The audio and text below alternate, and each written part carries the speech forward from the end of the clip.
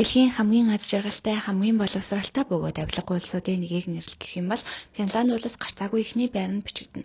Хойд Европын энэ улс зөвхөн гайхамшигтай байгаль, өндөр хөгжилтэй эдийн засгаараа бас иргэдийнхээ амьдралын чанар, боловсролын тогтолцоо, өвөрмөц соёлын уламжлалаараа дэлхийн нийтийн анхаарлыг татдаг. Өнөөдөр бид Финланд улсын түүх, газар зүй, соёл, эдийн засаг болон таны өмнө нь сонсож байгаагүй сонирхолтой баримтуудтай танилцах болно. Бүгд найрамдах Финланд улс нь хойд Европт орших Нордикийн орон бөгөөд баруун талаараа Швед, хойд талаараа Норвег, зүүн талаараа Оросын улбаны улстай хэлэлдэг. Өмнөд хэсгээрээ Балтийн тэнгисийн Финландийн болон Ботни болонтой залгаа барилдаг. 338 гарын хавтгай дөрвөлжин км газар нутагтай тус улс нь Европын томоохон орнуудын нэг бөгөөд ойролцоогоор 5.6 сая хүнтэй.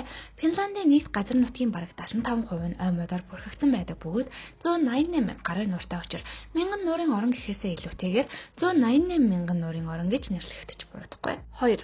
Финландийн нутагт хүн төрөлхтөн сүүлийн мөсдөлгийн үе дууссаны дараа буюу ойролцоогоор манай эртний өмнөх 8500-аас 9000 оны үед сууршиж эхэлжээ.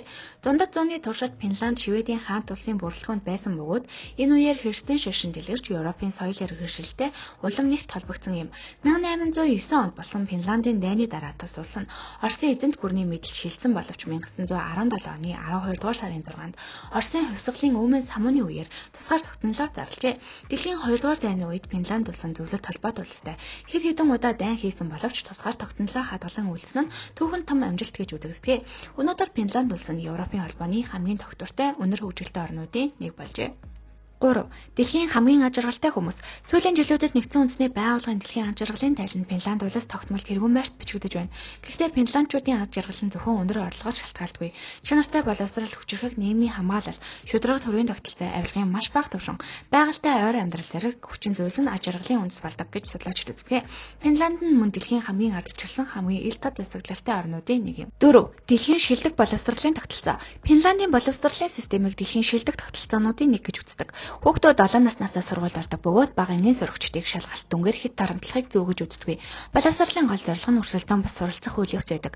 Их сургуулийн боловсрол олон улсын хэмжээнд өндөр чанартай тооцогддог бөгөөд төрөөс хүүхдтэй гэр бүлүүдэд өргөн хүрээний дэмжлэг үзүүлдэг. Финланд улс бараг 100% бичиг үсгийн боловсролтой орны тоонд багтдаг. Саавнгүйгээр Финландыг төсөөлөх боломжгүй. Финландийн тухай ярихад хамгийн түрүүнд саавн санаанд ордог. Тус улсад 3 сая орчим саавн байдаг бөгөөд энэ нь нийт хүн амын тоотой харьцуулахад дэлхийн хамгийн өндөр үзүүлэлт юм.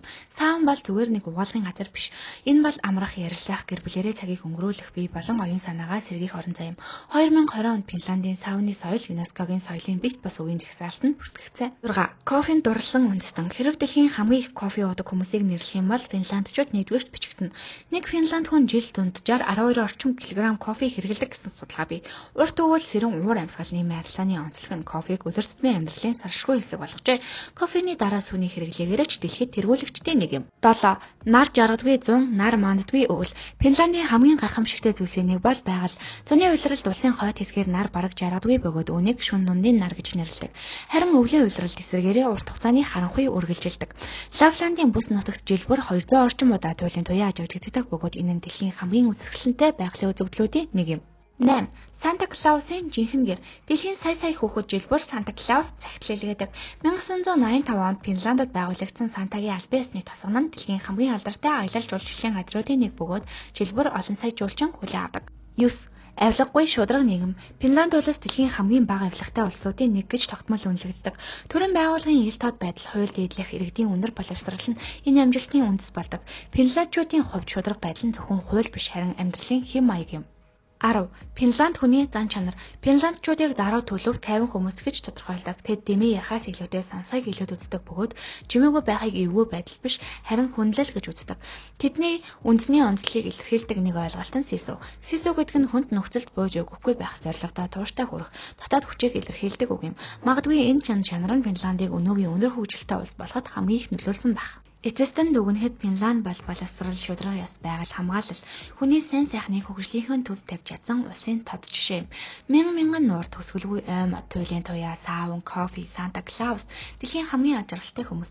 Эдгээр бүх зүйл нийлээд Финландыг дэлхийн хамгийн өвөрмөц бөгөөд үлгэр жишээ орнуудын нэг болгож байна. Тиймээс хэрэв та хэзээ нэг өдөр хойд Европ руу аялах боломж олдвол Финландыг заавал зорж үзээрэй.